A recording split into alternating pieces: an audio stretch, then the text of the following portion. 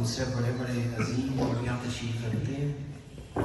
53 سال پہلے میں لاہور دے وچ 55 سال پہلے میں 8ویں جماعت تھا، اور بھٹو صاحب کو جس طرح ملک صاحب نے بتایا کہ اس وقت خوف و ہراس کا یہ عالم تھا کہ بھٹو صاحب کو فلیٹیز ہوٹلس کے بھی دروازے بند کر دیے گئے۔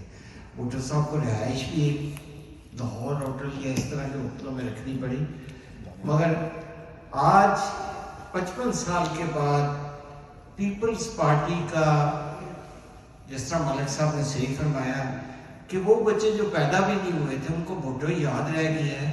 کس لیے یاد رہ گیا کہ جی بھٹو صاحب نے مشرقی پاکستان توڑا تھا۔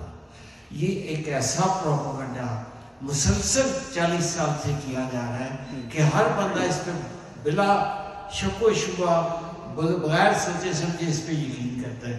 بھٹو صاحب نے پاکستان توڑا نہیں تھا، بھٹو صاحب نے پاکستان بنایا ہے۔ آج پاکستان اگر ہے تو بھٹو صاحب کی وجہ سے ہے۔